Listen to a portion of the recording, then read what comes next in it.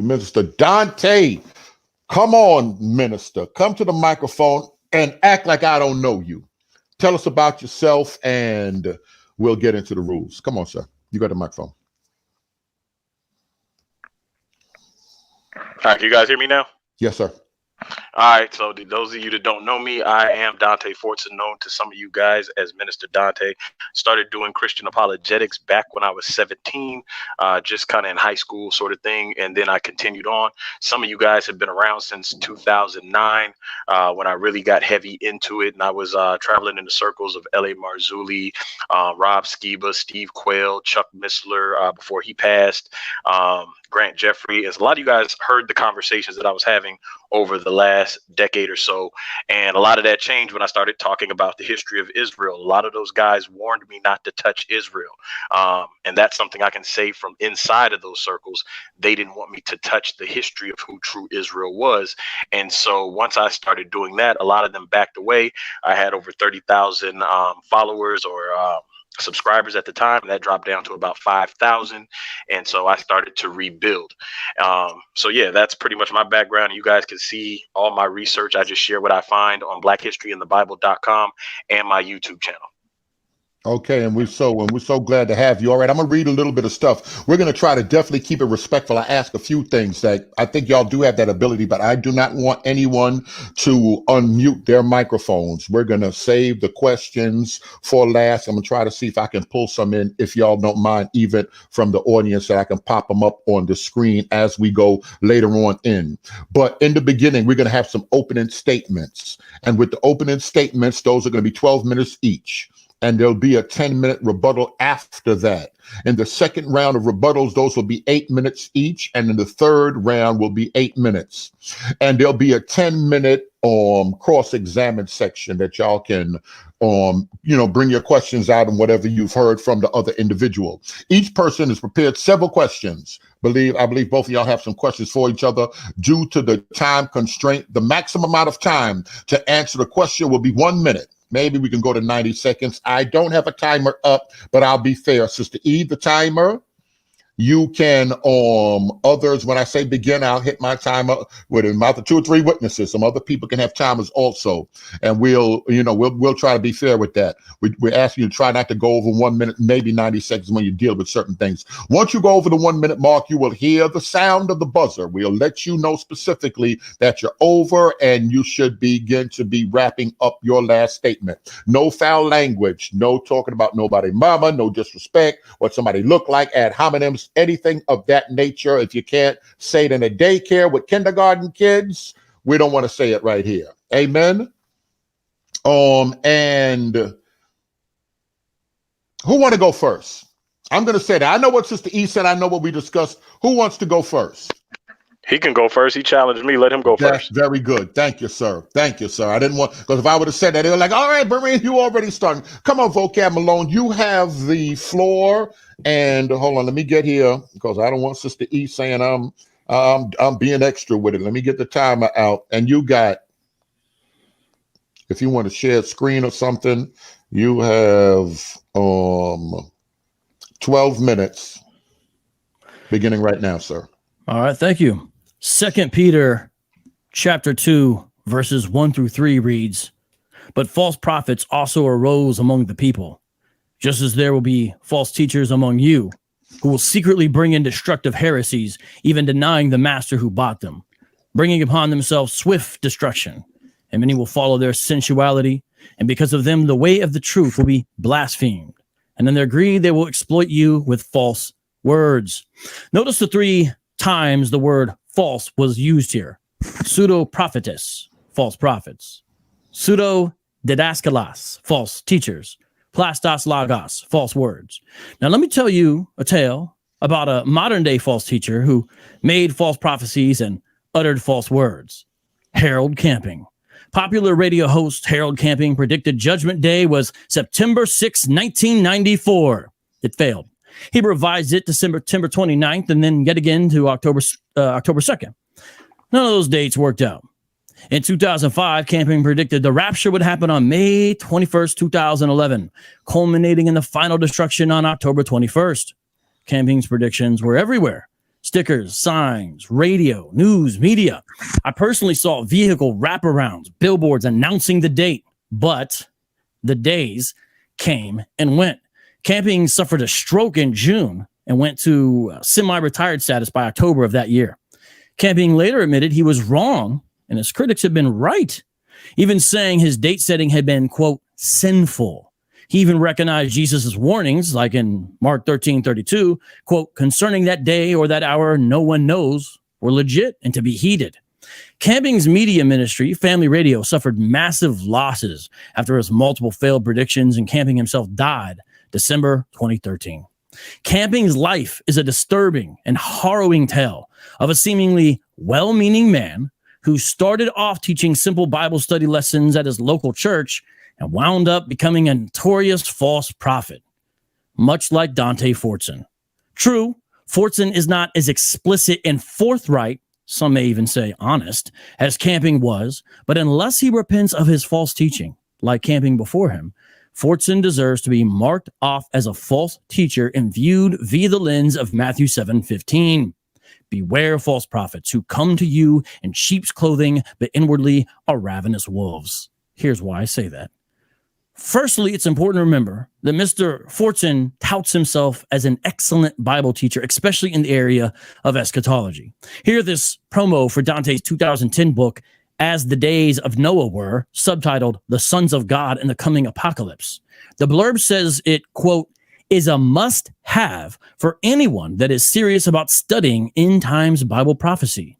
A must-have if you're serious for studying end time Bible prophecy. Well, let's go to Mr. Fortson's website and see what his statement of faith has to say about prophecy. Quote, I believe that prophecy is a result of people being moved by the Holy Spirit. However, I do not endorse any modern day prophets, and I encourage you to test their spirit before you endorse or follow them. And I believe that there are many prophecies still to be fulfilled.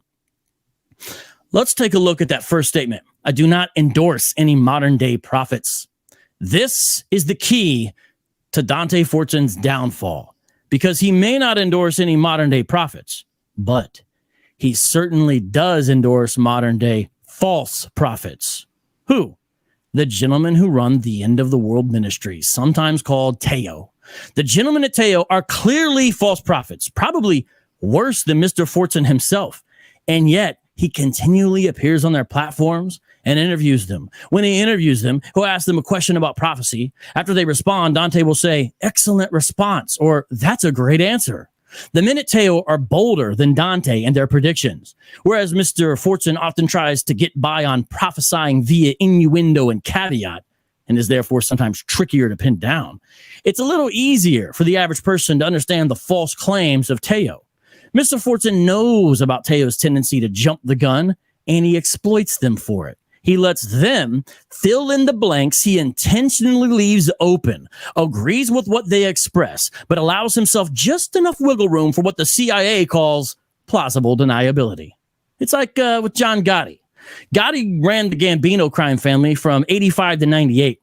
He earned the nickname Teflon Don because the government could never get any charges to stick. One reason for this was because he had his captains, associates, and soldiers do all his dirty work. Gotti, though, was finally indicted in 92 and died 10 years later. Mr. Fortson is akin to the Teflon Don, John Gotti. Why? He lets people like Teo Ministries do all the heavy lifting regarding making false predictions, but he will often give his assent, an expression of approval, to what they say. Indeed, Mr. Fortson will link to their videos, adding his own commentary. In short, Mr. Dante Fortson stands guilty of promoting the false 400-year prophecy, but tonight is indictment time. No more Teflon Dante. I mean, just listen to some of these titles of Teo Ministries' 7 videos. Listen to 400 years and all hell breaks loose. But we were wrong, though. The 400-year picture puzzle, false prophecy or blind UA followers. 400 years served or in the final stretch, like a time in prison. Why I believe the 400 years prophecy applies to this captivity. Gaslighting, Israel under our 400-year spell. The ignorance of the 400-year haters. The 400-year prophecy. What does the family expect to happen? Notice how it switched. All of a sudden, it's what does the family expect, even though they're the ones making the prediction. Of course, Dante also has his own videos on the subject, such as the 400-year prophecy, fact versus failure, 2019 year-end review. That's important. Remember that title. 400 Years of Judgment and the Fall of America. I'm going to quote from that one later. Reply, the false 400-year Hebrew Israelite prophecy. And he has books. The Black Hebrew Awakening, the final 400 years as slaves in America. Notice the subtitle. Ask yourself, what does the word final mean? Merriam-Webster defines it as, quote, coming at the end, being the last in a series, process, or progress. Additionally, Mr. Fortson quotes Genesis 15:13 through 14 in the Amazon description of his book, which I read now. And he said unto Abram, know of a surety that thy seed shall be a stranger in a land that is not theirs, and shall serve them, and they shall afflict them 400 years. And also, that nation whom they shall serve will I judge, and afterward shall they come out with great substance. Mr. Fortson quoting Genesis 15:13 through 14 in relation to a book subtitled The Final 400 Years as Slaves in America is extremely significant. We may return to this later. But now let's look at some of Mr. Fortson's blog titles. 400 years. Time is almost up. Here he linked to Pastor Omar's sermon of the same title. But Mr. Fortson's commentary for the link here reads this way. Listen to this. Pastor Omar covers the 400 years of captivity, which are coming to an end in 2019. Notice he wrote the 400 years of captivity, which are coming to an end in 2019. Additionally, he quotes Genesis 15:13, 14 yet again. Mr. Fortson's commentary is significant when he links to these posts. Here's what he said in a January 12, 2020 post. Did the 400-year prophecy actually fail? Or is that the narrative those that are too lazy to research would like us to believe? Was there a shift in attitude towards true Israel, or did everything stay the same in 2019? Those that assume nothing changed often have not looked at the actual evidence and make assumptions based on what they choose to believe and not what's actually written in the Bible. As a result, they have made false claims and have misled many into believing that the 400-year prophecy failed. But that couldn't be further from the truth. We're going to review some of the events of 2019 so you can judge for yourself. Looking over some of his Facebook posts, here's what we find in August 11, 2018. Is the world beginning to experience plagues similar to those in Egypt just before the Exodus? It's important to understand these guys believe in the second Exodus. This is yet another example where Mr. Fortson has promoted the work of Teo. Bit by bit, we start to see a fuller picture emerge. One of the most damning examples of this was when Mr. Fortson interviewed Teo in episode 4 of Epic Israelite Builds. Let's listen in at the 34-minute and 55-second mark. I quote verbatim, Dante. So when do you guys believe the 400 years were up? And what did you guys would teach that would happen after that 400 years was up? Teo Ministries, I believe it's Yaakov speaking. Okay, so initially, when I first started teaching it, it was 1619 to 2019, which is the end of the 400 years. But remember, so then I like probably 2 months before the end of that, I changed to the fact that we had to keep that final captivity, right? It's sort of like a birthday, okay? My birthday has arrived, but yeah, I was 19, but now I'm 20. I'm 20 for that whole year, right? You have to do that final year of captivity. So in essence, you have to complete the final year, which in my opinion ended August 28th, 2020. And so that's what I said that, that the time of the 400 years should be up at that time. Now, some people are going to say, well, how come we're still here? You say we're not. We're going to be gone. I never said we're going to be gone. I said that the final captivity happens August 28, 2020. Whatever that means, I don't know, but I said that's when it ends. Now, I said, based upon what we see prophetically, the sign that's occurring, right? We should be about to leave because there's the second Exodus. And listen to this last part of his sentence. I don't never set dates. Always give a caveat. You can watch every one of my videos. I never set a date, end quote. Did you catch that? This man tells us he never sets dates right after he set the date of August 28, 2020, which was changed from August 2019, the prior year. And Mr. Fortson is co-signing this? To prove tonight that Mr. Fortson is not guilty of promoting the false 400-year prophecy, he must do one of two things. Number one, prove he never promoted the prophecy, or number two, prove the prophecy has been fulfilled the way he and his associates he promotes said it would be. Now, let me make a little prediction of my own. Mr. Dante Fortson will fail tonight to do either of those things. If Mr. Fortson fails to either prove he never promoted the 400-year prophecy or that it was filled in 2019, we can safely say that Dante Fortson actually fulfills one of the prophecies by the Apostle Paul in 2 Timothy 4, 3-4. The time is coming When people will not endure sound teaching, but having itching ears, they will accumulate for themselves teachers to suit their own passions and will turn away from listening to the truth and wander off into myths. Paul said the time was coming. The time is now. Thank you. Thank you. Thank you so much. Minister Dante, are you prepared? Are you to the microphone? I'm ready. Can you hear me? Yes, sir. Yes, sir. I'm going to start the timer all over. Let me see if I can reset this right now. And you can begin. That was awesome commentary. Shout out to Vocab Malone for that movie trailer right there. Now, as you guys heard him say, he read the verse about false prophets, false teachers, false words. What he's not telling you, and this is the problem, is he doesn't give you the full story or the full context. When he started calling me a false prophet, it was because I shared Pastor Omar's video. He doesn't tell you that I shared Pastor Omar's video. He also doesn't tell you that a lot of the text on there that you see on my site is copy descriptions from the videos themselves. Now, Vocab is calling that the same as making a prophecy by sharing a video. So if that's the case, anytime any of you share a video from Facebook or anywhere else, you're making a prophecy by Vocab standard. Now, he started claiming that the words I said failed before 2019 was up, which tells you he didn't actually read my book. That's why a lot of you who've actually read my stuff and are familiar with what I teach, you know that was a lie.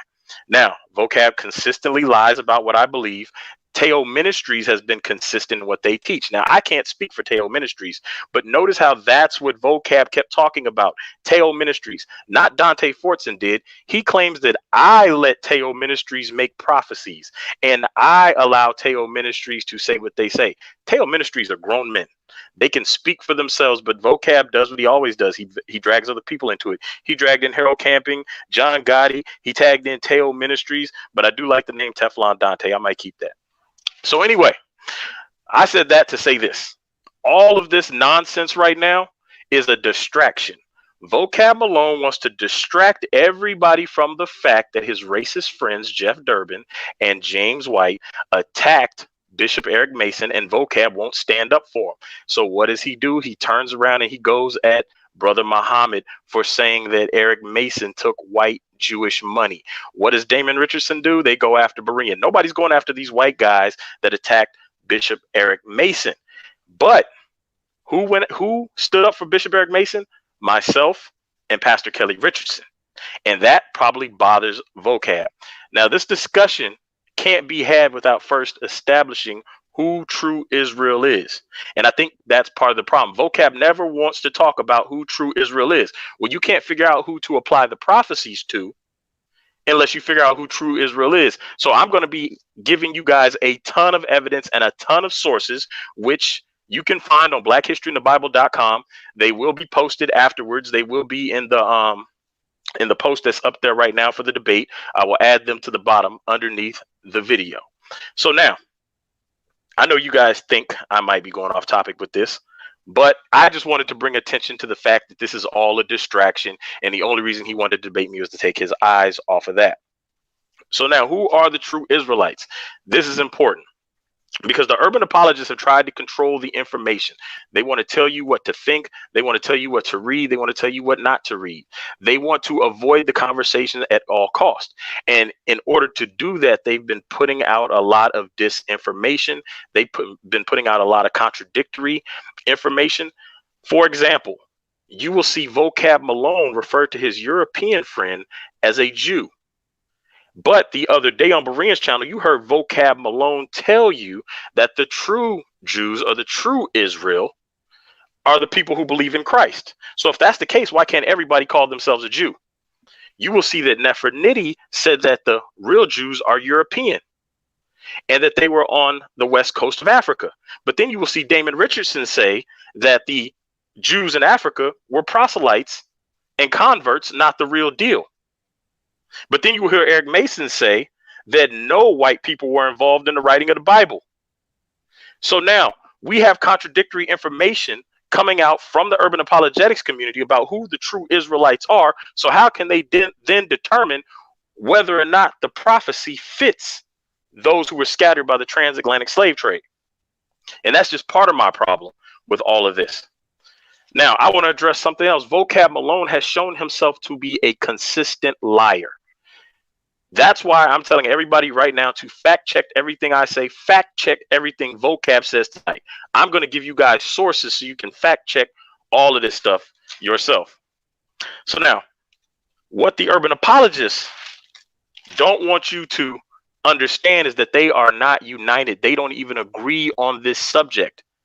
In fact, a lot of what Vocab Malone is going to teach you tonight is contradictory to what his so-called friend and mentor Eric Mason teaches. And I'm going to quote from Eric Mason about the 400 years tonight.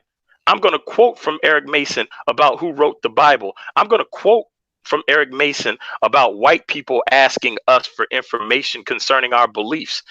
I personally think that Vocab is involved with trying to bring down Eric Mason, but I'm gonna show you guys some of that stuff tonight. And I know I'm not getting to the 400 years as quickly as you guys want to. So now, if you guys have a pen and paper ready, if you want to write these down, if not, you will get the links. What the urban apologists are not telling you, lies by omission. They've been doing this stuff for a long time. They've been researching supposedly for a long time. And there is information that they are purposely not giving you. They are not telling you that the black Jews fled from Spain to Portugal, according to Hannah Adams.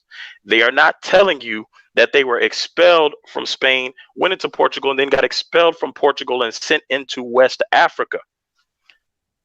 Now, according to the Portuguese exploration to the west of Brazil, 1450 to 1800, the black Portuguese Jews were deported to South Africa. This is on brown.edu. And I'm bringing out this information because I'm going to get into the 400 years and what all this stuff has to do with the 400 years. Again, these links will be in the description. So brown.edu.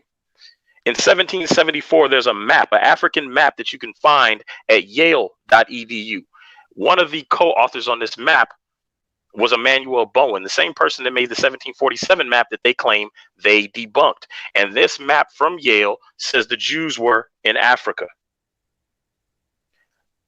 In Bulletin Society in 1890, it's a French publication.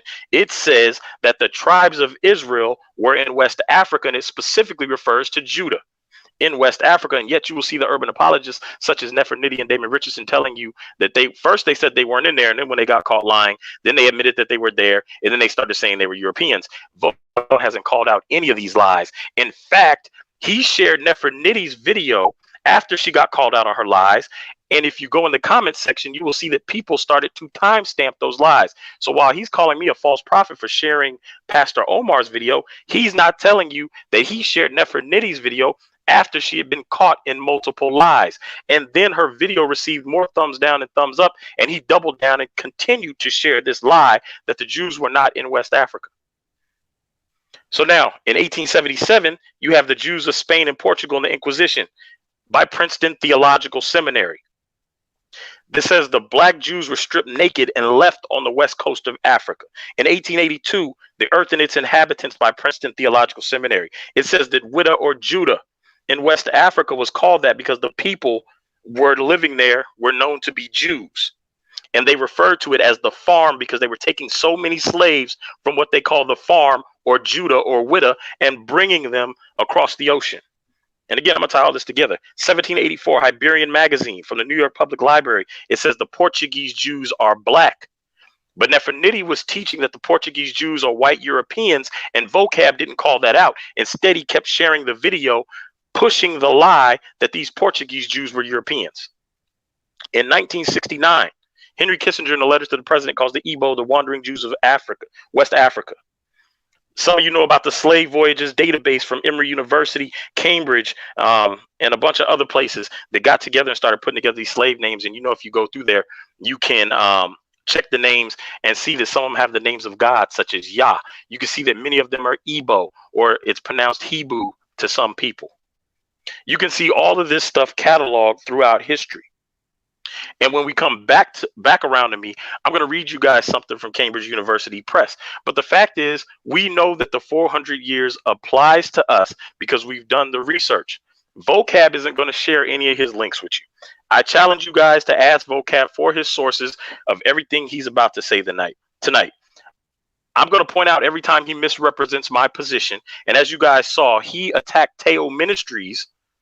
He didn't bring out much about me. He brought out mostly about Teo Ministries and other people. And that's what he's going to continue to do tonight. He's going to continue to attack other people, and he's going to continue to show his hypocrisy.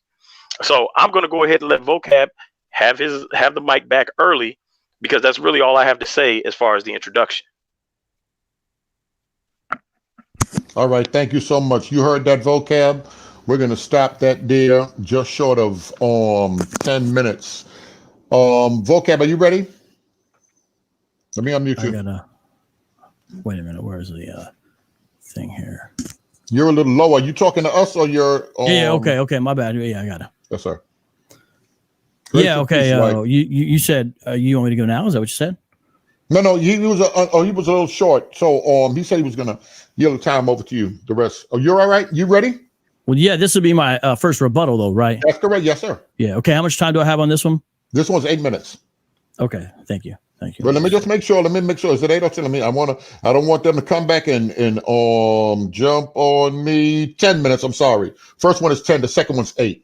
Whenever you're ready, let me get back to this clock. Whenever you're ready, I may have to plug this thing in here. I'll start the clock whenever you're ready, and you can begin. All right. Check this out. Dante said, "Hey, I'm just sharing and copying their descriptions, and Vocab doesn't tell you that." Well, notice how I brought things from his own posts. I brought things from interviews as well. I brought multiple things where it wasn't just that. But nonetheless, let's just go with that for a second. Why would you share something you don't agree with? What I'm saying is, does he not agree with those descriptions he shared? He needs to tell us which way it is. Does he agree or not agree? If he doesn't agree, then he needs to say he doesn't agree. Be clear. Be a man. He said he's calling me a false prophet for sharing Pastor Omar's video. Well, are you saying that was the essence of it? Notice I gave a lot more information than that, but let's go with that. If that is what you're saying would mark you off as a false prophet, if that was it, then let me ask you, do you agree with what Pastor Omar said there? Or are you actually saying that he is a false prophet? You need to be clear, please, and let us know. I mean, let me read this again, what it said. The 400 years of captivity, which are coming to an end in 2019. Okay, what's different about what you believe than that? Why did you write that? Be clear. Be a man. He said, I can't speak for Teo Ministries. Are you saying that they made errors? Because, see, Paul, the Apostle Paul, wouldn't promote false prophets. Peter wouldn't promote false prophets. In fact, I just read an article today. I was reading Dictionary of the Later New Testament and its Development, and the article is all about adversaries in the epistles. People get called out for false doctrine and all that kind of stuff. So if you're going to distance yourself from them, then tell us what's going on, because you share their stuff all the time. And when you interview them, you say, that's right. I knew you would do this, but you need to own it. But I don't think you will own it. Now, you also said, I know you guys might think I'm going off topic with this. Yes, that's all you did. You literally never said anything about the 400-year prophecy. Yet you've got books and blogs and videos and everything else talking about it. You never once explained what you think it is, how it was fulfilled, why I'm wrong. And yet the very point of this debate is, did you promote the 400-year false prophecy, which I'm saying is false, and I guess you're saying is not false, but you didn't tell anyone how it's not false. What is this? I knew you would do this because your comfortable territory is to do one thing, which is accuse your opponents of racism. And it's insane to me that you said, who came to Eric Mason's defense? It was us. Well, with friends like you, Dante Fortson, who needs enemies? Let me read some of these titles. Sleep Church, The Cult of Eric Mason, parts 1 and 2. Nephronity Exposed by Eric Mason, caught lying for the third time. Remember, the devil divides. Pseudo Church, Eric Mason, Vocab Malone, Nephronity, and Faithful to God Exposed. Here's another one. Riding with Eric Mason, James White, Jeff Durbin, Vocab Malone, and other racist Christians. Let's not forget the video titled Muhammad Tanzimore and Pastor Kelly, where you let Muhammad Tanzimore say things like Pastor Mason's getting his money from white Jews and they're controlling what he says and all that stuff. So I don't think you're in any position to claim you're a defender of Pastor Eric Mason. I mean, if one of us is trying to cause his downfall, which one would it be? The one who likes to share his videos and defends him against Mohammed Tanzi Moore. I mean, Benedict Arnold. I mean, whoever. Or the guy who says the cult of Eric Mason, sleep church. I think it's kind of an obvious answer. You said the UA are not even united. They don't even agree with themselves. Well, Hebrew Israelites aren't united. You don't agree with yourselves. Almost all my friends in the One West camps deny the false 400-year prophecy. This is going to be one of those weird, rare times where Al-Azhar and all those guys are watching this and saying, yeah, Vocab's right. The false 400-year prophecy was false. Because they all knew from jump it was bunk. The One Westers got burnt in 99-2000, so they distanced themselves from the 400-year prophecy. So what do you mean? But then switching over, what you promote is somewhat similar to Ron Dalton's version of it. I didn't bring that up tonight, but you don't agree exactly with him on the details. And even with Teo, because they changed it from 2019 to 2020, you kept yours at 2019. Which one is it? That's why you did a 2019 year in review. Why didn't you give us that evidence again if you thought it was fulfilled? See, the whole night is going to be dodgeball. You're going to be ducking, dodging, and diving. You're not going to ever come directly to me and show me how you didn't promote it or how it was fulfilled. It's not going to happen.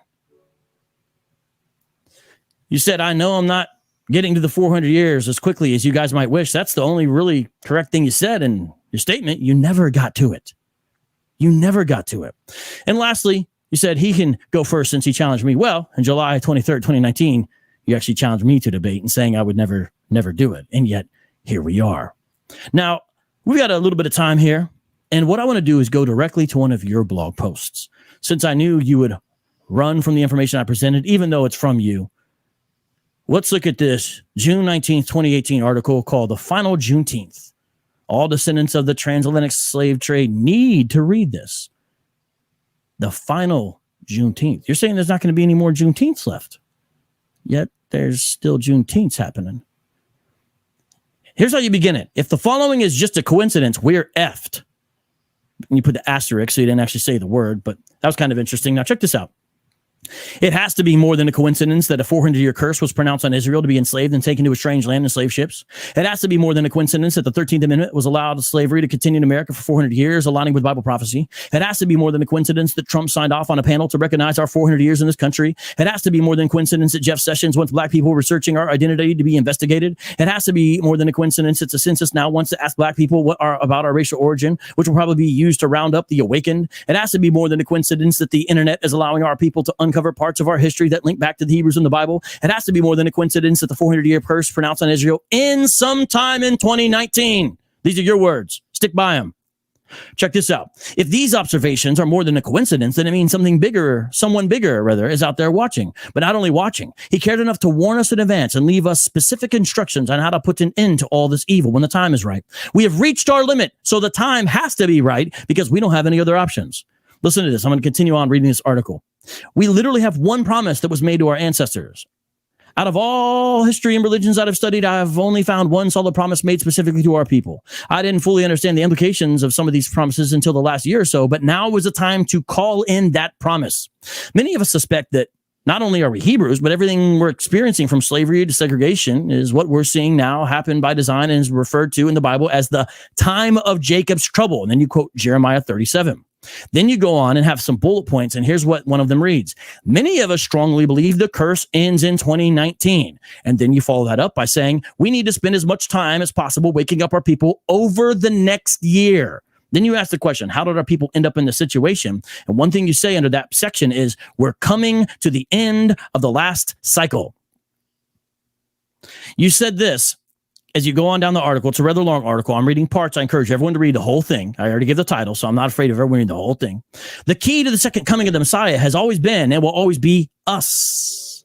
You say the promises that were made have to be kept, and here's a quote again from you. The following instructions on how to call back the Most High. They're specifically written to true Israel for the purpose of ending our captivity in the last days in a land that is not ours. Then you give an instruction set where you quote passages such as 1 Chronicles 16:35 and also Jeremiah 29:12 through 14. And then you give sort of application to this. Pray daily from now through 2019 because the 400-year curse ends sometime in 2019. And then go on under the section called The Awakening is Bigger Than Israel. You say this: it is our duty to humanity, but more specifically to ourselves as a nation, to awaken as many people before 2019 as we can. Dante, you could literally be one of those guys on the corner with a sign saying the end is now. That is this blog post.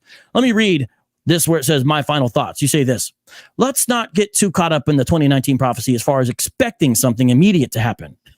You're negating everything you've written before this. My current official position is that the prayer lines open up in 2019 because of curse 1. Notice that's 2 prophecies there. Show us how that happened.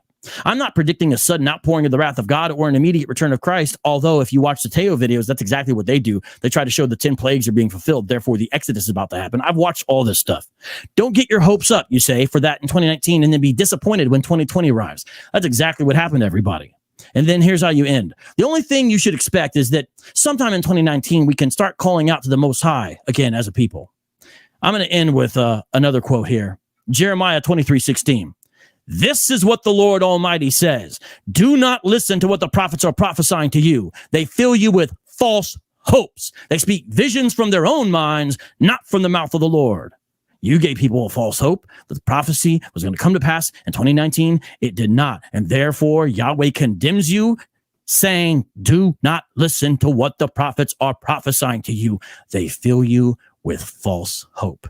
And that's exactly what you've done, Dante Fortson. All right, thank you, Vocab.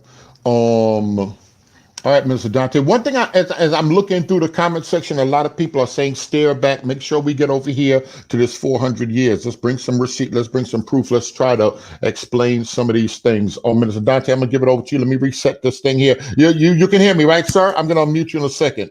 I'm gonna hit reset. Let me unmute you to make sure you're good. And I'm gonna look at some of these comments. Sometimes I put random comments up there. Minister Dante, are you ready, sir? Yeah, I'm good. You ready? Okay, you can begin right now. All right. So once again, we heard Vocab toss Teo Ministries out there and what they believe, which has nothing to do with me. Vocab had said the prophecy failed. He didn't tell you what the prophecy was. He didn't tell you any prophecy that I made. He said nothing for 10 minutes. He read my article. And if you pay attention to the chat, people were saying they didn't see any lies in it. Now, understand this. There were a lot of things Vocab said, but none of them directly addressed the 400 years. Why is that?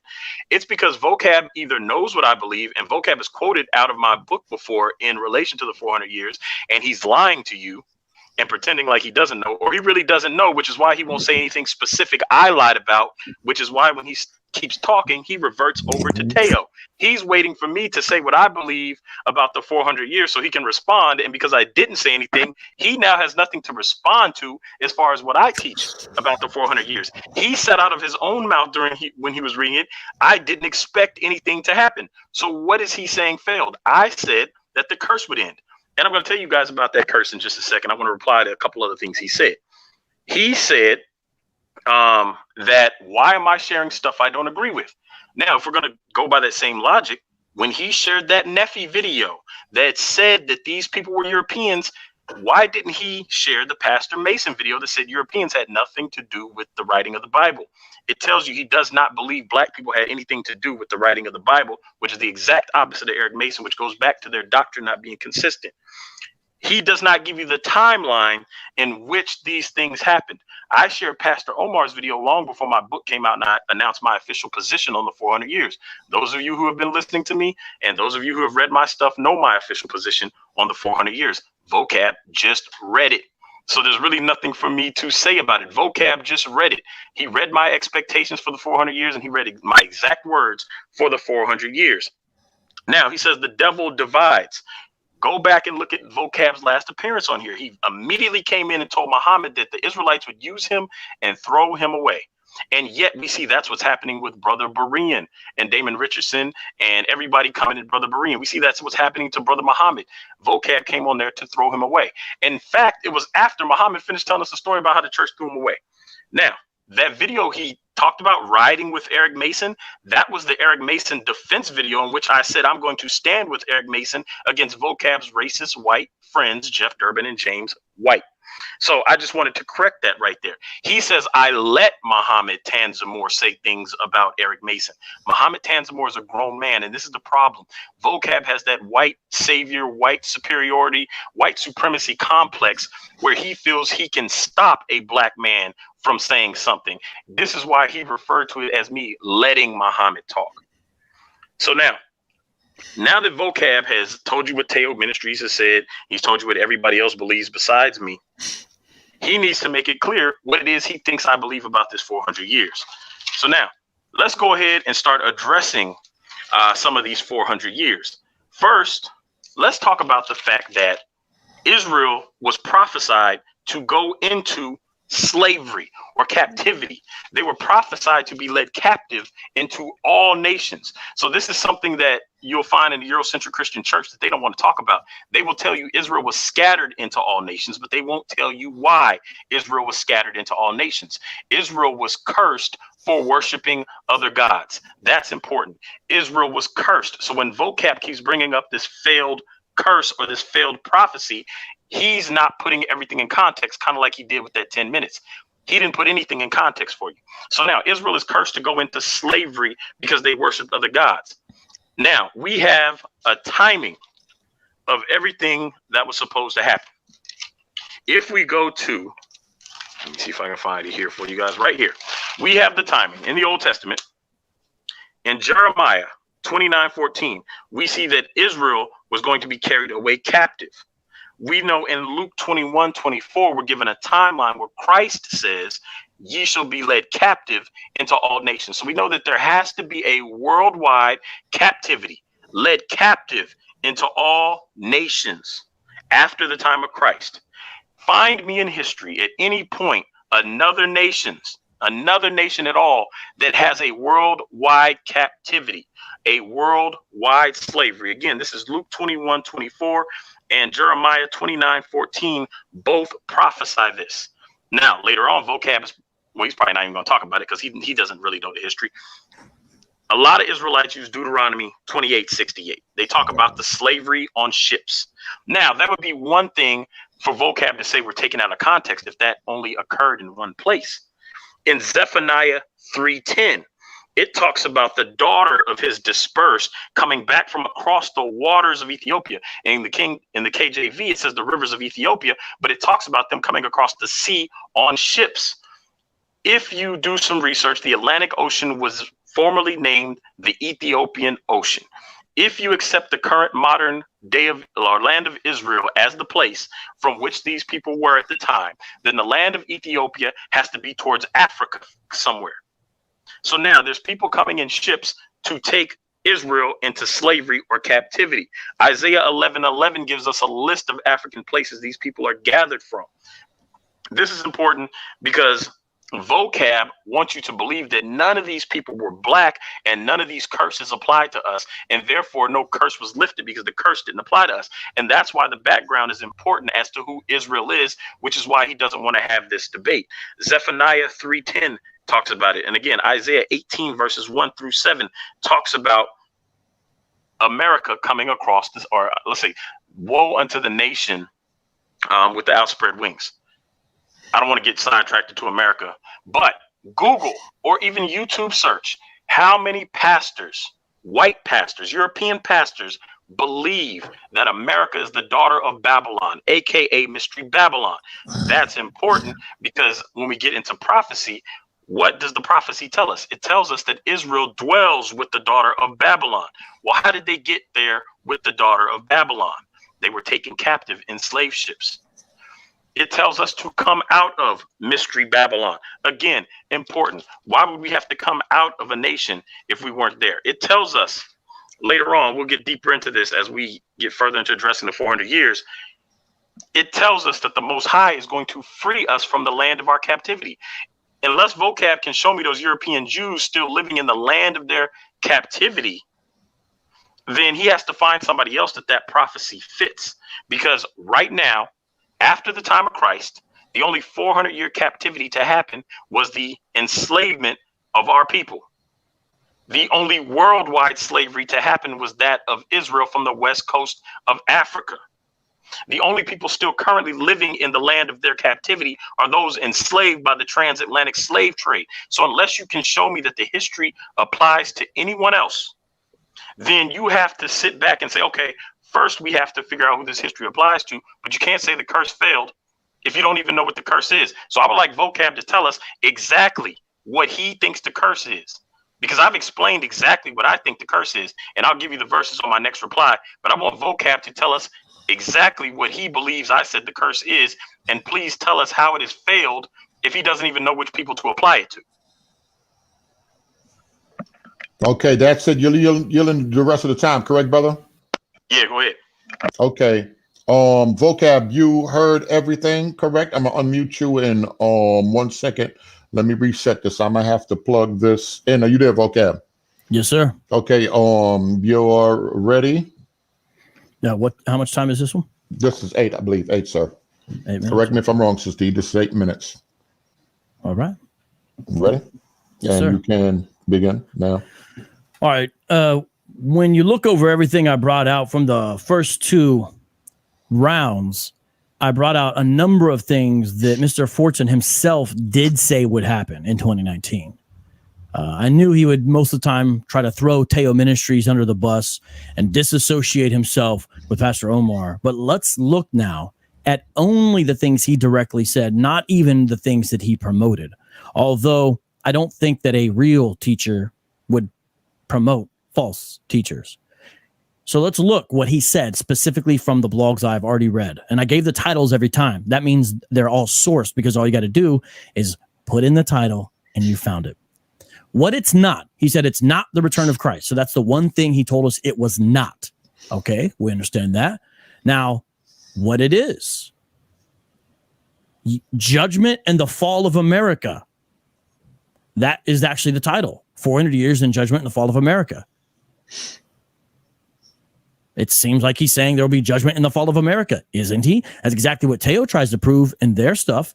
And it's similar to what he tried to prove in the 400 year in prophecy, 2019 year in review. Why isn't he giving us any of this information that he gave in these videos himself? Forget about Teo, where he tried to say, well, look, it was fulfilled. And he said, well, I was just quoting, their Pastor Omar covers the 400 years of captivity, which are coming in 2019.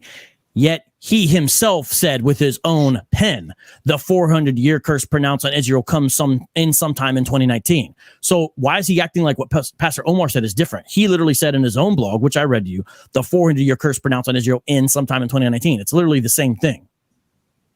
Deal with it. And he said, now is the time to call in that promise, indicating that means the promise will be fulfilled. And he says that this is the time it's going to be bringing us into Jacob's trouble. And that's exactly some of the things that Teo Ministries tries to prove. He said, we're coming to the end of the last cycle. He said, this is written to end our captivity in the last days. These are all things I am reading that he wrote directly. And if you notice, each one of those has a prophetic element, something he's saying is going to happen. In fact, one place he said, did the attitude towards Israel shift in 2019, indicating that would be fulfillment of the prophecy if it did? Well, tell us. Did the attitude towards Israel shift in 2019? Show us how it was fulfilled. And again, I remind you this. My current official position, he says, is that the prayer lines open up in 2019. Were the prayer lines closed before that? He needs to explain what that means. And then look what he says. He tells you the reason why the prayer lines will supposedly open up in 2019, because the curse will end. How did the curse end? What about the curse ended, Dante? You have literally told us nothing tonight about any curse ending. And you said, these instructions are written for the purpose of ending our captivity. Has the captivity ended? What is this? Stand by what you wrote. And this is why he said, here's what we need to do. Speaking to his readers. The only thing you should expect is that sometime in 2019, we can start calling out to the Most High as a people again. Okay, are you saying before we couldn't call out to the Most High? Now we can. What changed? Explain it. And that because of that, we have to waken up as many people before 2019 as we can. Why would you need to do that? Because what? See, it's never explained. This is sad. The whole time, all he's done is accuse people of racism and then shift to his familiar topics. But it's funny. I was watching a video there by Dante today. And, it's funny. He always goes around accusing people of racism and stuff. But you tell me if you think this right here is racist. Because I found it racist, what he said here. And it was something that he said. You tell me if this is racist. Would you think someone's racist if they associate prisoners as black people? Meaning they basically assume that prisoner is the same thing as a black person. Dante does that. And after he corrects himself, does it again. Let me play this for you. Also ended Pell Grants for people in prison. So the number of black people graduating with degrees dropped from 14. Well, the number of people in prison, we'll say it's not just black people. The number of people in prison graduating with degrees.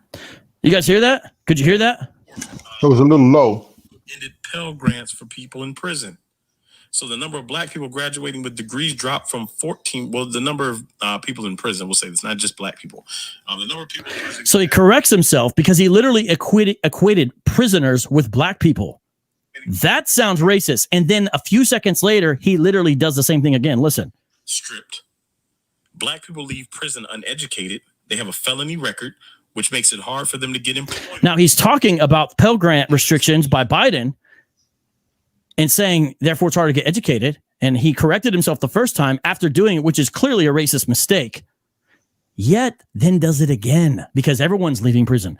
It's funny. Someone is saying, oh, this is about 400 years. This is off topic. The whole time, Dante has been trying to show I'm a closet racist. That's his favorite topic, which is totally off topic. But since he went there, I went there with him. Now, if you're in the audience, use equal scales. Don't say, oh, you're going off topic. When the whole time, that's what Dante's been doing. And the second I go with them, we see that Dante Fortson himself equates black people with prisoners, or rather prisoners with black people. And even after he corrects himself, can't help but make the same racist slip again. Dante Fortson is a false teacher who promotes false teachers. And that's why Titus 1:11 is applied to him. They are turning whole families away from the truth by their false teaching. And if you believe you're of Israel, Dante, listen to Ezekiel 13:9, because your false prophecies alone get you cast out. Quote, my hand will be against the prophets who see false visions and who give lying divinations. They shall not be in the council of my people, nor be enrolled in the register of the house of Israel, nor shall they enter the land of Israel, and you shall know that I am the Lord God. If you are an Israelite, Dante, your false prophecies have excluded you. Your false prophecies have got you kicked out. So just by tonight alone, we see that even if you were ever of Israel, you've been removed according to Ezekiel 13:9 because you're a false prophet. With that, I end. Okay, and I'm going to stop your time right there. Minister Dante, another thing I want to ask, there are some questions and some things coming up. If there's time, I want to make sure y'all get to questioning each other. Minister Dante, are you ready? Let me just check one thing before I go over it. I want to pull some of these questions up and some of these things up, but this is not to throw anyone off here. Let me just check one thing. Cross-examine. Is this the third rebuttal? I'm sorry, cross-examining. We're going to begin with that, or I think Minister Dante have one more. That third rebuttal? If I'm correct, I just muted vocab. More. Minister Dante, excuse me, can you hear me? Yeah, I should have one more since I went Yes, after vocab. yes, that's correct. Yes, sir. And All right, all right, guys, one second. And you can begin right now. All right, so vocab just proved what I said about him not giving you context and lying. He claims that I was saying something and equating prisoners with black people. What vocab didn't tell you is I was actually reading statistics from a website, and I misspoke as I was reading through all the statistics from a website. I wasn't just freestyling that. And then for those of you who actually watched the video all the way through, you knew I got back to my main topic. So anyway, that stuff is irrelevant. And you see he keeps bringing up Teo Ministries for whatever reason. But I want to read to you guys Hosea 5:15. Just one of the verses I want to give to you guys, because he asked, what were the prayer lines closed before. And for those who are familiar with my book, which I would assume Vocab was familiar with my book since he put my book in his video about the camps. So now Vocab is revealing that he didn't actually read my book, and he keeps mentioning titles, but he doesn't matter. He doesn't bother to give you the context of what the what's being behind those titles. He takes the title and he runs with it, just like the riding with Eric Mason. He named that off in his list of things that were against Eric Mason, but he didn't give you the context that that video came out after I had already started going in on Eric Mason. I stopped going in on Eric Mason, dropped the riding with Eric Mason video to tell people I wasn't going to keep going in on Eric Mason because I was going to ride with him against Vocab's racist friends, Jeff Durbin and James White, who call Eric Mason a hoe, a slut, a pimp, called the entire woke church BS, and said that basically black believers who say they're woke should be excommunicated from the white Christian church. Vocab isn't giving you that context because he doesn't want you to know that.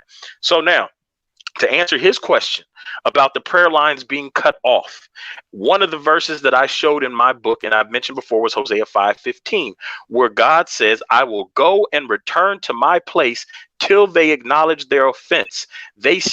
And seek my face. In their affliction, they shall seek me early. He talks about going away until Israel acknowledges their affliction or acknowledges their offense. We read in Jeremiah chapter 30, verses 1 through 24. I'll read these. This is a message to Israel, and Vocab, the urban apologist, won't touch this. Again, this is concerning the curse of not being able to be delivered from this. They couldn't get through to God because he turned his back. He said, I'll go to my place so they acknowledge their offense. I'm going to show you one more after this. But this is Jeremiah 30. The word that came to Jeremiah from the Lord saying, thus speaketh the Lord God of Israel, not the church. This is to Israel, saying, write thee all the words that I have spoken unto thee in a book. For lo, the days come, saith the Lord, that I will bring again the captivity of my people Israel and Judah, saith the Lord, and I will cause them to return to the land that I gave to their fathers, and they shall possess it. And these are the words of the Lord that the Lord spake concerning Israel and concerning Judah. For thus saith the Lord, we have heard the voice of trembling, of fear, and not of peace. Ask ye now and see whether a man doth travail with child. Wherefore do I see every man with his hands on his loins as a woman in travail, and all faces are turned into paleness. Alas, for the day is great, so that none is like it. It is even the time of Jacob's trouble, but he shall be saved out of it. It doesn't say the church is going to get raptured out of it. It says Jacob, Israel, is going to get saved out of the day of trouble. For it shall come to pass in that day, saith the Lord of hosts, that I will break his yoke from off thy neck, and I will burst thy bonds, and strangers shall no more serve themselves of him. He's talking about releasing them from slavery, from bondage, from oppression.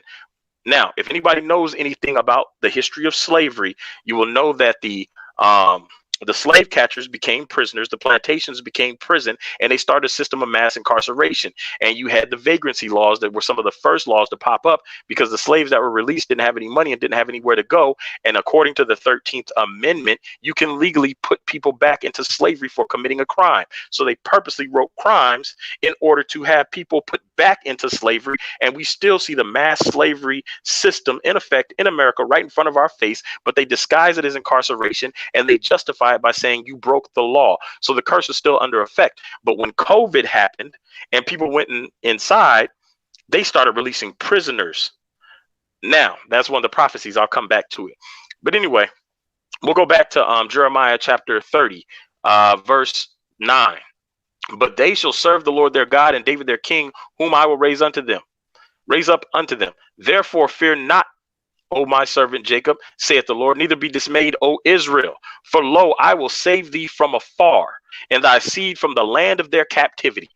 And Jacob shall return and shall be in rest and be quiet, none shall make him afraid. So if those people in 1948 fit the prophecy, please tell me where the land of their captivity was. Show me their captivity in the prophecy. It says the Most High will save them from their captivity. And Jacob shall return and be in rest and be quiet, and none shall make him afraid. And yet we see bombings happening in Israel, suicide bombings. So you guys want to address that 1948 thing. It couldn't have been it. For thus saith the Lord, thy bruise is incurable, thy wound is grievous. Anyway, if you get down to the bottom, this is the important part. Verse 24, Jeremiah chapter 30, verse 24. Read to the bottom. The fierce anger of the Lord shall not return until he have done it, until he have performed the intents of his heart in the latter days. ye shall consider it. So this event is supposed to take place in the last days, and yet we have no historical context for this event. We see in Judges 10 where they are about to go into slavery, and God says, no, I'm not going to save you out of slavery anymore because you keep worshiping these other gods. Call these other gods you worship.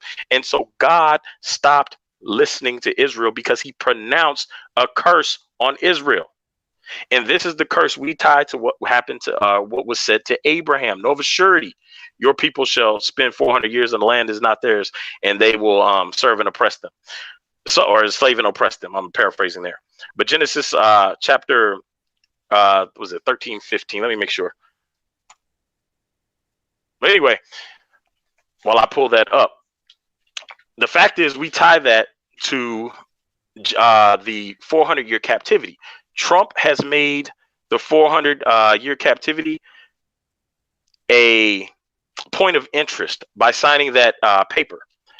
So because of that, we now can look and say, wait, why is it so important, this 1619 400-year thing? The New York Times, 1513, I'm sorry, Genesis 1513, the New York Times has made a big deal out of the 400-year prophecy. They started covering the 400 years of slavery in America. The UN is coming out talking about reparations. In Genesis 15:13 says, and he said unto Abram, know of a surety that thy seed shall be a stranger in the land that is not theirs, and shall serve them, and they shall afflict them 400 years. And also that nation whom they shall serve will I judge, and afterwards shall they come out with great substance.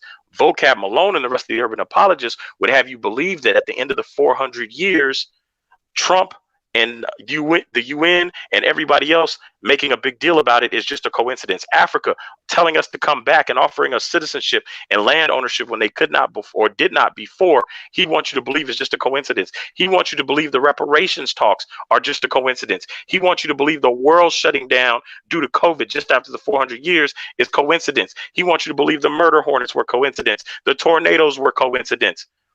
He wants you to believe that all the natural disasters we're seeing, such as floods and volcanoes and tornadoes and hurricanes and earthquakes and all this other stuff going on, is just a coincidence. One of those earthquakes, I believe it was, knocked the trumpet out the angel Moroni's hands in Utah. So we're seeing all this stuff happen, and he wants you to believe it's just a coincidence. Okay, that's it, Minister. Yeah, go ahead. Okay, I think that was the second. Was that the second, Sister E? I'm sorry, I'm gonna have to definitely plug this thing in here. Let me stop this right here. Vocab, are you there? Are you ready, brother? Yeah, isn't that the final Hold on a second. rebuttal? Don't.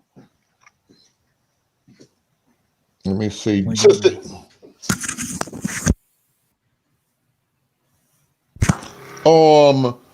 yeah. Well, We got to Sister E, was that cross-examination 3? now. Yes, was that 3, Sister E? Was that the end of the third one? I'm sorry, I kind of lost track. Right click. All right, that's something else. Give me 1 second. Give me 1 second. I just want to make sure. All right, we're at cross-examination, 10 minutes each. Whenever you're ready, sir, I'm going to stop and plug this in, but I'll hit this. And you can begin. You ready, sir? Just nod your head. You can begin. Yes, sir. Yes, you. Yeah. Okay. You can begin right now. All right. Thanks. Dante, what is the 400-year prophecy?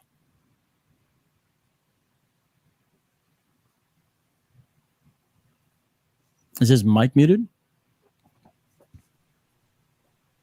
I just want some clarity, Brother Berean, before we start on this section. When you say 10 minutes, are we going 10 minutes each, or what? How is that working? Is he asking me one question, I respond, and I ask him one? You're muted. I can't hear you.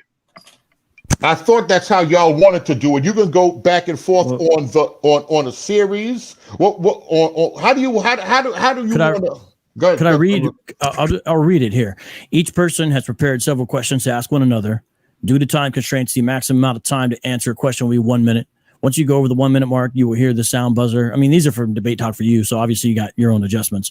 That means it's time to go to the next question. In the process of asking your questions or answering your question, please make it brief. Person on the receiving side being asked questions, please save your questions for when it's your cross-examination time. So the idea is that one person has 10 minutes and they ask their set of questions, in which the person only answers, and they try to make it brief because there's a time limit here. And then the other person. All right, so he don't have to. So you go ahead then. You begin in 10 minutes. I'm going to start over. So he doesn't have to. You could just write down the series of questions that he's going to give you and begin to answer them. That's all right with you, Minister Dante. Yeah, I'll try to keep up with these if we're going to be answering 10 minutes. Okay, I'm writing also. Vocab, you got the floor. What is the 400-year prophecy?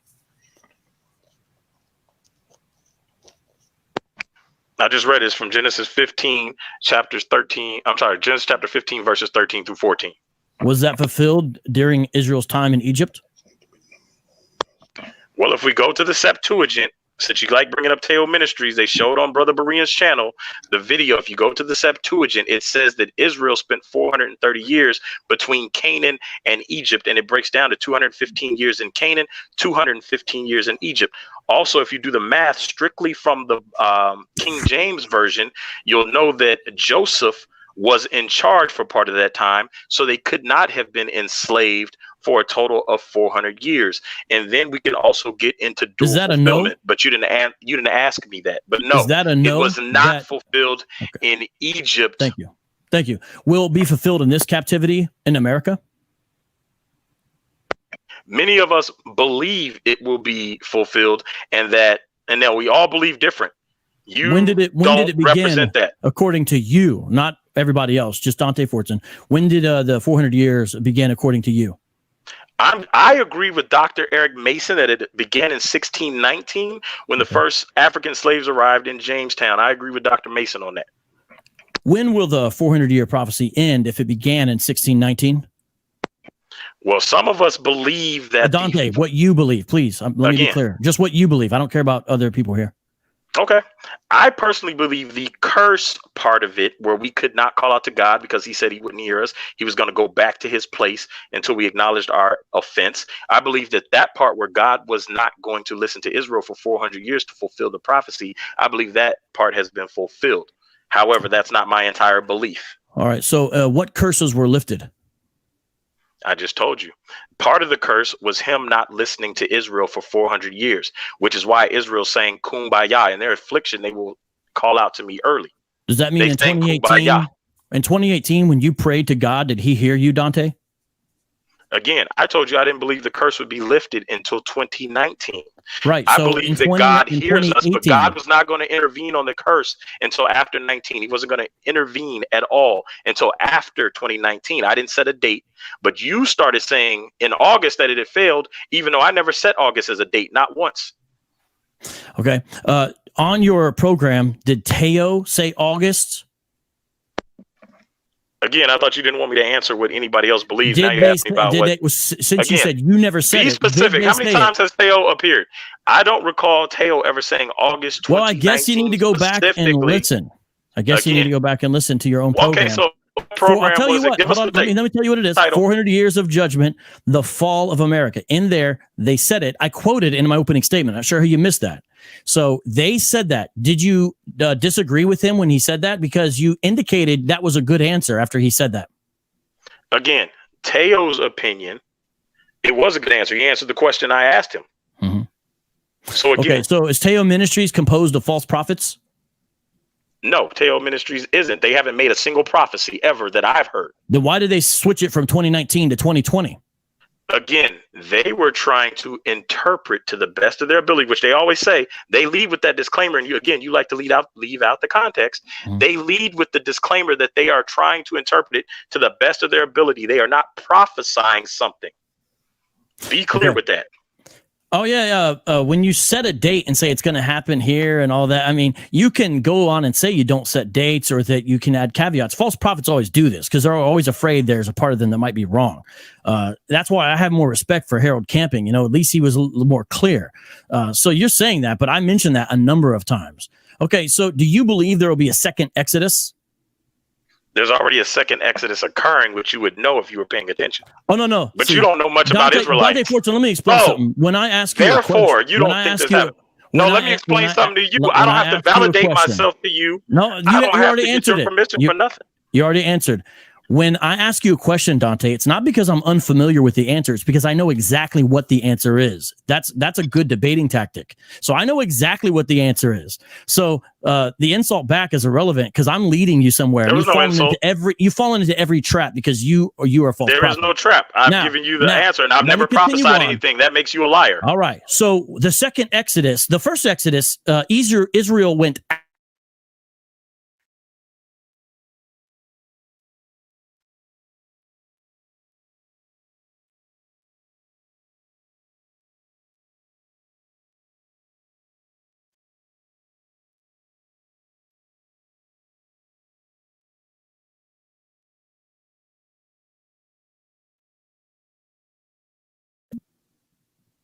Oh, I'm muted as well.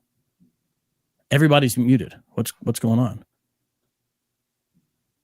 Dante, do you believe during the second Exodus, Israel is going to go into Africa?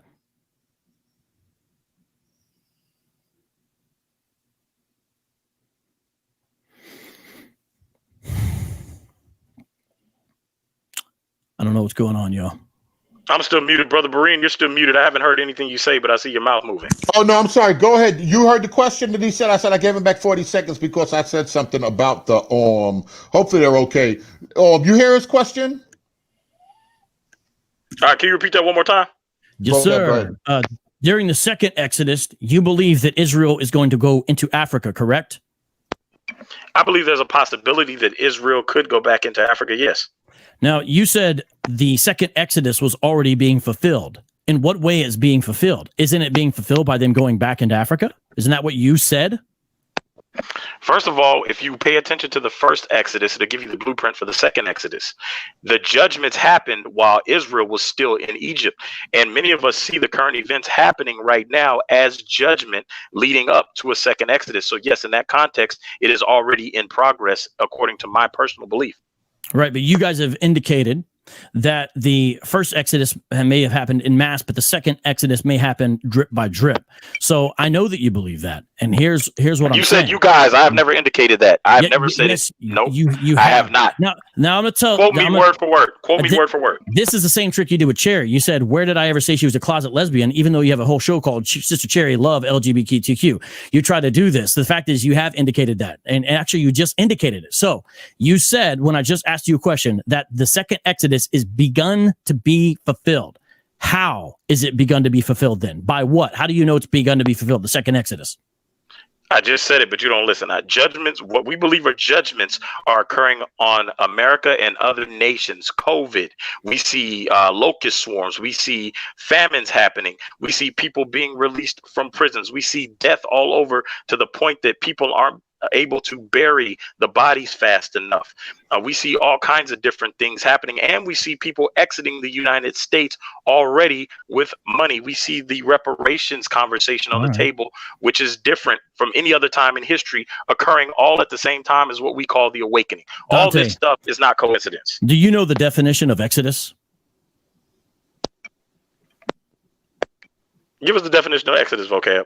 That's what you're getting to, so you can give it to us anyway. Get to it. You don't know the definition of Exodus, or you do? Vocab, get to the definition. We're not playing this little third grade game. This is my time to ask questions. He got 3 more minutes. He can ask. If you choose not to answer it, you don't have to answer it, but he can ask. Go ahead. Do you know the definition of Exodus? As you're a strong Bible teacher, do you know the definition of Exodus? I'm very aware of the definition of Exodus, so go ahead and get to your point. How do you define Exodus? I define Exodus as a leaving in general. Excellent. Now, you said the second Exodus is already being fulfilled, yet when you indicated in what way, you described a recapitulation of the 10 plagues. So in what way is a recapitulation of 10 plagues in Exodus, which means mass leaving, being fulfilled? Again, you're playing semantics games. Let's talk about the entire ideology, not playing semantics and words games. You heard my answer. You heard what I believe about the whole thing. Okay, so there's another question you can't answer. Going on. I already answered it. You keep asking me the same question different ways. It's already been answered. You don't like the answer. Well, the 10 plagues happen in order, as the same order that they did during the first Exodus. That I can't say for sure, but I can say this, that we have documented all 10 plagues present at one time, except, well, actually 9, not the death of the firstborn, but we do have mass deaths of people in general. Okay, so that answer there seems to indicate no, it won't happen in order. I said I don't know. I didn't say no. Well, have they happened in order? You said they're documented. Have they happened in order? I said they are documented that they've happened. I'm not sure if they've happened in order because we don't know exactly when things first appeared on day one. Some things like the locust swarm built up. So we don't know what exact day the locust swarm started, but we know the locust swarms have arrived. The locust swarms happened to the Egyptians during the first Exodus. Who did the locust swarms happen to this time around? Okay, and that's the last question. Go ahead if you choose to answer that. The locust swarms are actually happening all over the world. If you're paying attention to the news, 25% of the world are looking at famines because of the locust swarms all over the world. They're happening everywhere. And if you read the prophecy, it says God will bring an end to the nations and not to Israel. So they're happening all over. Okay, Minister Dante, now you have a series of questions for Brother Malone. You can begin now. Do you see the comments made by Jeff Durbin towards Eric Mason as racist? He never said Eric Mason's name. Do you see the comments Jeff Durbin made towards woke church as racist? Which comment specific? If you could tell me which one you mean, then I can respond. I think the sermon was first like of all, he says long. the woke church. Again, he called the woke church a whore, a slut. He used the term pimps. He referred to the Black Fist as communists and Marxists, basically taking shots at everything black people believe, and including being woke. Do you believe that his comments towards the woke church had racist undertones at all? Some of those comments had racist undertones. So why haven't you come out on your platform and called him out as a racist, just like you do everybody else? I talked about it when I was on Brother Brian's platform, and my main goal was not to attack Christians, no matter how wrong they are. My main goal was to deal with you and false teachers like you. See, now that right there, you claim we aren't Christians. Many of us identify as Christians, and yet you attack us anyway after saying your goal isn't to attack Christians, no matter how wrong they are. So is a Christian, in your opinion, allowed to rape or murder somebody and you won't attack them no matter how wrong they are? Someone who does that with abandon and not repentance is not a Christian by definition. You like to separate yourself from that, but the KKK does identify as Christians, and you said you don't attack Christians. Would you continuously attack the KKK as much as you attack Israelites? I've done shows on the KKK where I have attacked them, including their I said as much as you attack Israelites. No, because the KKK is not as relevant, but if you want to attack them, go ahead. The KKK is not as relevant. The FBI did a study and said the KKK had infiltrated the world, the nation's police forces. So how can you say that they aren't relevant? But anyway, let's continue going. The next question: do you agree with Eric Mason when he says no white people were involved in the writing of the Bible? I don't know the color of the authors of Scripture, and I attribute it ultimately to God Himself. So, do you agree with Eric Mason or no? I don't know the color of the authors of Scripture, and I attribute it ultimately to God Himself, as the Bible says. So you're dodging the question. You're not saying. So do you agree with Nefertiti that European Jews were left on the west coast of Africa and deported from Portugal? There were some Europe. Well, you're saying European, but they weren't European. They came from Israel. There were Jews who were left on the west coast of Africa. Yeah, that's certainly true. Nefertiti specifically said they were European. So you're saying no, they weren't European. You're calling her a liar. You just said no, they weren't European. She specifically said they were European. Are you agreeing that they were European or not? Well, the source of the place they came from wasn't Europe, is my understanding. So, no, they weren't European left on the west coast of Africa. There were Jews on the west coast of Africa. And I'm asking you, were they European? Not whether they were Jews. It's pretty evident. European? And it's evident by all the historical information we have. They didn't intermingle with local populations. And we do have a few pictures of these folks. And the few pictures of these folks that we indicate would not leave them in these simplistic categories from Jim Crow days of black and white. They would be neither, according to what I've seen, heard, and read. Okay, so can you give us those sources that say that they were neither black nor European? Oh, you just got to find the pictures that have some of the final rabbis before those communities left, and you'll be able to find it as well. So you can't give us the sources specifically like I give people. Okay, so now Do you agree with not Eric Mason? Do you agree with Damon Richardson that Judah on the west coast of Africa was not named that because of the tribe of Judah? Oh, of course he's right.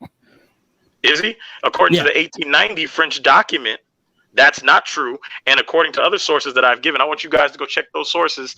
I give you multiple sources from the 1800s that say that that is exactly why they called it Judah. And the Portuguese are the ones that named it. And the Portuguese were the ones deporting people down there. So why is it that you guys don't share sources to back what you guys are saying? He shared sources, and when he shared his, he didn't say, "Oh, it gets cut off right there," like you did. He actually shared the full source, unlike you. It gets cut off right there, which is Actually, hilarious. I did share the full source. I gave a link for everybody to read theirself. Now, Damon Richardson did not provide any links to any sources anybody could read in its entirety. He may, and matter of fact, one of the sources he used was a voodoo priest. Do you condone Christians using voodoo priests as sources for scriptural information? I was never given a fact to show that either of those two men were voodoo priests. Dude has a YouTube channel. Anyway, that means you guys aren't looking that much. Now, do you, Vocab Malone, do you intend to stand up for Eric Mason against James White openly, saying that Eric Mason or that the black church has an anti-intellectuality and an anti-spiritualism?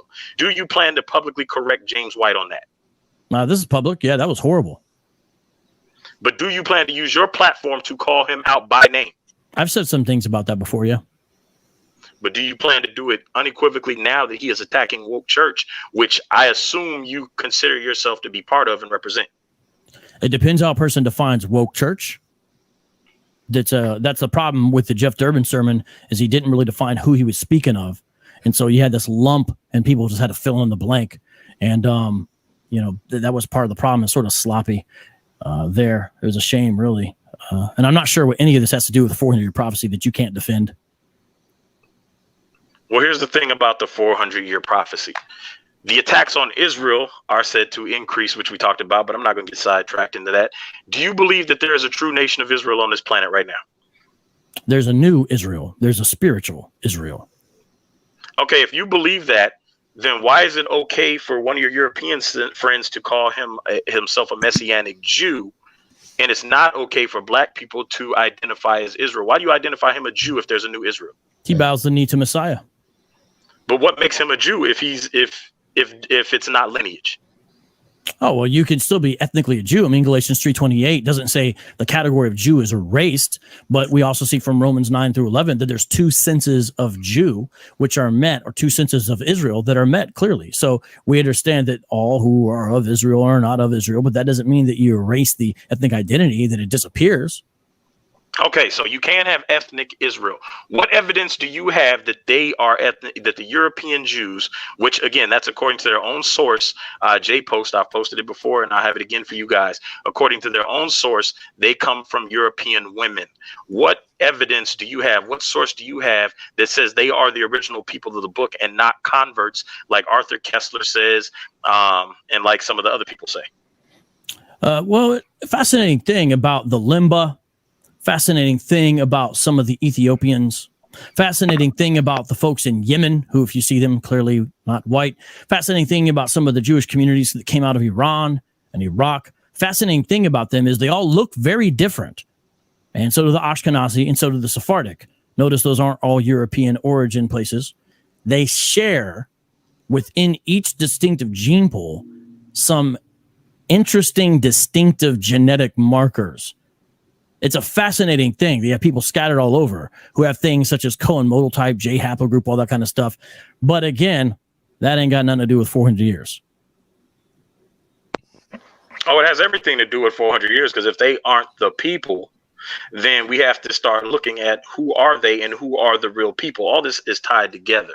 So do you believe that there are a group of people that claim to be Israel that are not really Israel, that could have stolen someone's identity? And what evidence do you have to support that? Or yes, not? There is a group of people who do that, yes. Okay, who's the group of people that have stolen the identity based on actual proof? Black Hebrew Israelites. So you're saying that the Yale map is? Are you calling the Yale map that says the original Israelites are in Africa? Are you calling the Yale map a lie? I have researchers by Yale on this topic, and you don't determine genealogy by maps. And there's no such thing as the Yale map. Everything you're saying is nonsensical. You don't know how to work with academic sources. It's rather embarrassing. Again, you haven't answered the question. The Yale map that I showed, you said you watched my video. The Yale map that I showed, is that a lie or not? When Cambridge University said that slaves that practice Judaism came over here like that, when they said that they were more likely to be rounded up, is Cambridge University lying? Is Brown University lying? Is the University of Michigan lying? Is the University of North Carolina, Chapel Hill lying? Are all these universities that document black Israelites in West Africa being taken as slaves to America, are all of those universities lying? Please be clear. The sources you mentioned do not agree with your conclusion, number one. Number two, we have a failure to understand the way something published by a university or something written by a student at a university works. When a student writes a master's thesis, it's overseen by supervisors. It does not mean the supervisors or the university sign on to anything written there. Nonetheless, even though that's the case, and so for you to say this university said this or say that is a gross misunderstanding of the way academia works. Even you with are that, avoiding the question. No, I'm directly answering. I usually give very short answers. Notice mine were much shorter than yours. The thing is, even those sources you do mention don't agree with your conclusions. You constantly mishandle sources. You might as well be having stones made of hand the way you handle these sources. They don't disagree with my conclusions. I've read these sources. The sources are for everybody listening. The links are there. Please read it for yourself so that you can see he's lying, and you can see how many sources mentioned that Israel was black and on the west coast of Africa before being taken as slaves and scattered around the world. I'm not sure if he cut off. Hopefully he didn't cut off the 10 minutes was up there. For clarity, do you have, I want to go again. Let make your answer short. We're going to go a couple of minutes. Let's go 5 minutes. Let's go 5 minutes. If anybody have any questions from what y'all heard, because we kind of took a little while to get rolling. If y'all don't mind, I'll put them up. If you don't mind, or spending 10 minutes on some questions and answers on Minister Dante and Minister Vocab. Do me a favor. All right, I might be texting you. Do me a favor.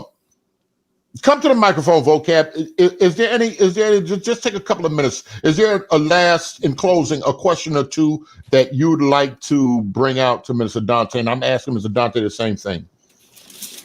That you'd like to bring out in closing on this right here, as I'm waiting for some other questions to come in, if you see something on the screen that you're willing to answer. Come on, Vocab, you got the floor. Yeah, Dante, what is 2019 minus 1619? Repeat that. What is 2019 minus 1619? How many years? I'm on mute, you, sir, on Minister Dante. It would technically be 400 depending on which month you chose. Okay. What is 2020 minus 1619? That depends. Now, it depends on how you approach it. I've heard the argument, this is not my personal argument, but I've heard the argument that you still have to serve out a full year to complete the last year's sentence. That is what some Israelites believe. Again, not my personal belief. What is 2021 minus 1619? 402 years. Okay. If we approach 2021 and the second Exodus is not complete, will you admit that this is a failed prophecy finally? I never said the second Exodus would be complete by 2021. Never once. I never said there would be a second Exodus in 2019. In fact, I specifically said we shouldn't expect that. And you read that yourself, that I said that we shouldn't expect to see certain things. What would it take to convince you that your 400-year prophecy was wrong? You would have to prove to me that God did not hear us and that all these things happening right at the close of the 2019 were coincidences. Again, COVID, everything else I mentioned, you would have to prove to me that all this stuff was coincidentally happening at the same time as the awakening and the 2019. Did you pray in 2018? I prayed all the time, but I did not expect the curse to be lifted off of Israel until the curse was completed. Well, you said that God wouldn't be able to hear Israel until the curse was lifted in 2019. So why would you pray to God in 2018 if you know he's not even going to listen to you? So again, context matters, which you keep stripping out of it. If you read the context of everything I've been writing up until that point, the point was God was not going to hear Israel's cries for their captivity to be end, or them to be saved out of captivity. That's specifically what I was talking about, not that God just doesn't hear people pray. What do you make of where it says the iniquity of the Amorites has not been fulfilled yet in regards to the 400-year promise that God gave Abram? That would depend on who the Amorites are. Who are the Amorites? That I can't identify in modern terms. Doesn't mean they doesn't exist. God knows who they are. God is keeping track of a lot that we don't know. Okay, hold on a second. No, I'm sorry. Okay, hold on a second. Minister Dante, I want you to ask Vocab 2 or 3 questions, but before that, who's Israel? That came up 3 or 4 times, Vocab. I don't know why they're pressed on. They want to hear that from you. Who is Israel? Who's modern day Israel today, Vocab? And then Minister Dante can ask you the question. I'm asking this from the people. I know you spoke on it before. I'm mute you, sir. I'm sorry. Oh, I'm sorry. All right, go ahead, sir. In the most biblically correct way, the Israel of God is the ecclesia of the new covenant. Galatians 6:16. And as for all who walk by this rule, peace and mercy be upon them and upon the Israel of God. These are disciples, members of the new covenant ecclesia. The new covenant ecclesia is Israel in the truest sense.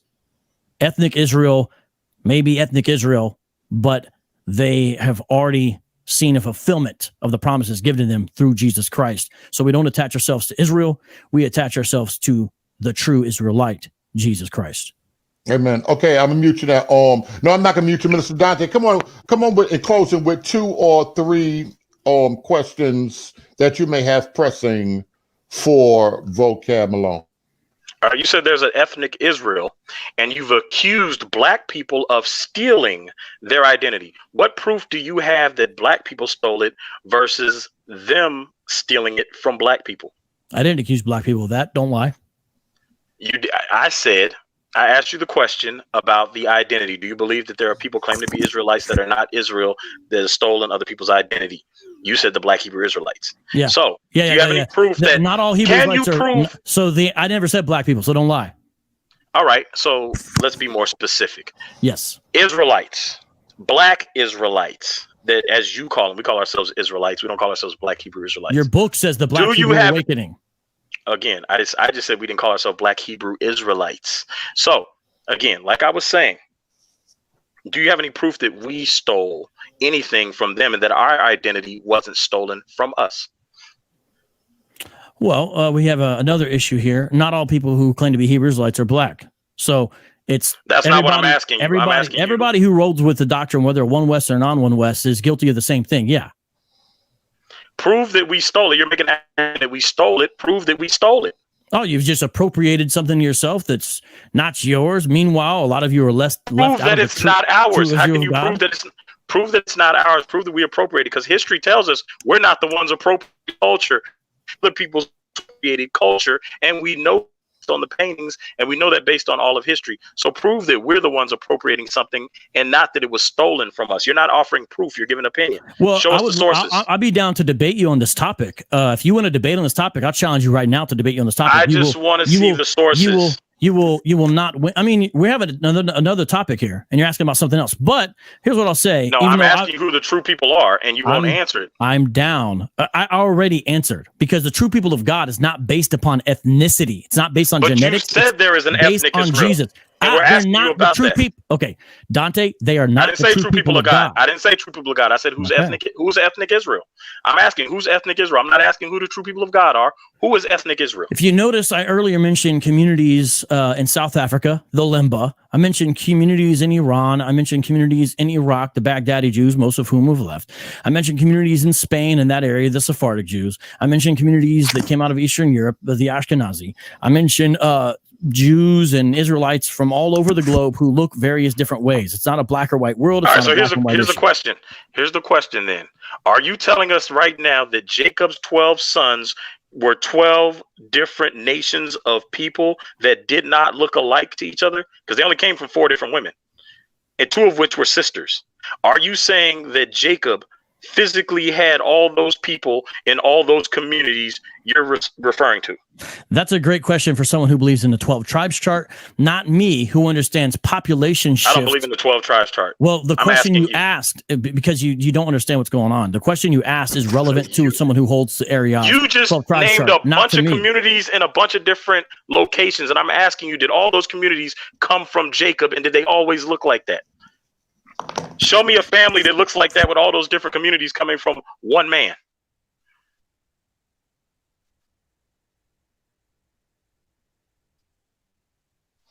So, okay. The problem here is a lack of understanding. You don't have on your part. You don't have populations who look identical to the way they looked 4,000 years ago. And the key was, you mentioned they were in different places on the globe. You end up coming out looking like your neighbors. And that's why you have this interesting phenomenon of Sephardic Jews having similar genotypes as people in South Africa and Zimbabwe. So notice, I don't have a problem with people being black and Israelite. They just got to have the receipts. You don't have receipts. You make blog posts and ramble and call people liars and cut off sources, mishandle sources, and show pictures and don't show other pictures. It's just embarrassing. So I actually give the links to everything, and you keep leaving that out, that people can go look for themselves, which you guys don't even bother to do. You don't have a list of sources. You just ramble stuff off. You make claims and you try to debate people, and you don't bring any sources. Can we get you, Vocab, to commit to giving a list of 100% of the sources that apologists use to make your points, or should we still expect you guys not to share sources and only make statements? You're hilarious, dude. This is epic though, because you've utterly failed to defend your false prophecy. But Nefertiti showed how you do not always bring sources. She showed how you specifically skipped some. And she was lying, and she got called out. She got called out about that lie before you shared it. She got called out. And matter of fact, the source that she says I didn't bring out, 4 days we made that accusation, there was a 24-minute video posted of the very source she claims I didn't bring out. So how is it if I didn't bring it out, there's a 26-minute video of it 4 days prior to her making that lie?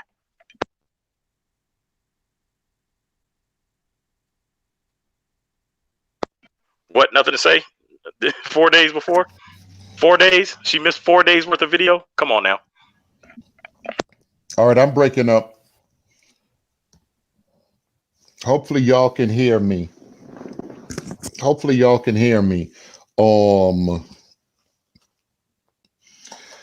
right, we're breaking up real bad. We're gonna shut it down. We'll be back. It was definitely a good discussion. Vocab, I appreciate you, Minister Dante. We're gonna comment on it further later on in the week, and I appreciate everybody. God bless. Good night.